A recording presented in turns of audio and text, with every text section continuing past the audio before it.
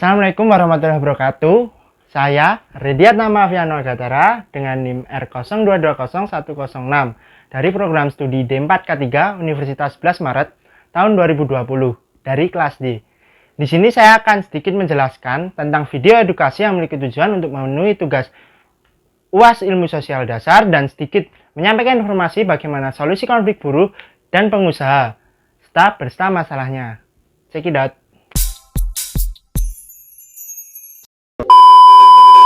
Nah, sebelum masuk ke dalam pokok permasalahan, kita lihat apa saja sih yang berkaitan dengan buruh dan pengusaha. Yang paling berpengaruh dalam hal tersebut adalah industri. Menurut Wikipedia, industri adalah suatu bidang atau kegiatan ekonomi yang berkaitan dengan pengolahan bahan baku atau membuat barang jadi di pabrik dengan menggunakan keterampilan, tenaga kerja, dan penggunaan alat-alat di bidang pengolahan hasil bumi dan distribusinya sebagai kegiatan utama. Selain industri, ada dua hal lagi yang mempengaruhi sistem kerja, yaitu pengusaha dan buruh. Siapa sih mereka berdua ini? Dan apakah sih hubungan mereka berdua? Jadi, pengusaha adalah seseorang atau kelompok maupun lembaga yang membuat kegiatan jual beli atau sewa sesuatu. Menurut KBBI, pengusaha diartikan sebagai orang yang berusaha dalam bidang perdagangan. Ciri pengusaha ada tiga, yaitu memiliki produk untuk dijadikan bahan usaha, mendapatkan keuntungan dari usaha tersebut, dan memiliki pengetahuan dalam berbisnis dan berniaga. Secara umum, pekerja atau buruh adalah setiap orang yang bekerja dengan menerima upah atau imbalan maupun dalam bentuk lain selain dari uang. Keberadaan buruh di Indonesia sudah ada sejak zaman penjajahan Belanda, sedangkan pergerakan buruh ada sejak tahun 1897. Yaitu Serikat Buruh Guru-Guru Bangsa Belanda di Indonesia atau Nederland Indisch Onderdz Genots atau NIOG. Nah, pasti buruh dan pengusaha memiliki hubungan kerjasama. Apa sih hubungan kerjasama itu? Hubungan kerjasama merupakan sesuatu yang abstrak. Dan di hubungan kerjasama pasti ada perjanjian kerja, di mana perjanjian kerja adalah sesuatu yang konkret atau nyata. Dengan adanya perjanjian kerja, maka akan lahir perikatan. Dengan perkataan lain, perikatan yang lahir karena adanya perjanjian kerja inilah yang merupakan hubungan kerja.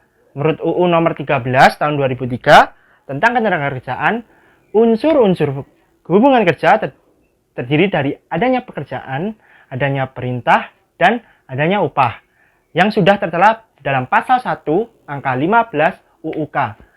Kegiatan produksi atau barang, jasa yang hanya berorientasi pada keuntungan justru akan menimbulkan perselisihan yang memperburuk kualitas hubungan antara buruh dan pengusaha. Sejatinya, sifat hubungan yang terjalin adalah hubungan yang saling membutuhkan, namun perselisihan terjadi disebabkan oleh kepentingan yang bertentangan antara pengusaha dan buruh. Nah, konflik yang terjadi antara buruh dan pengusaha tersebut merupakan cerminan dari dua belah pihak yang memiliki perbedaan kepentingan. Konflik dapat terjadi karena beberapa faktor.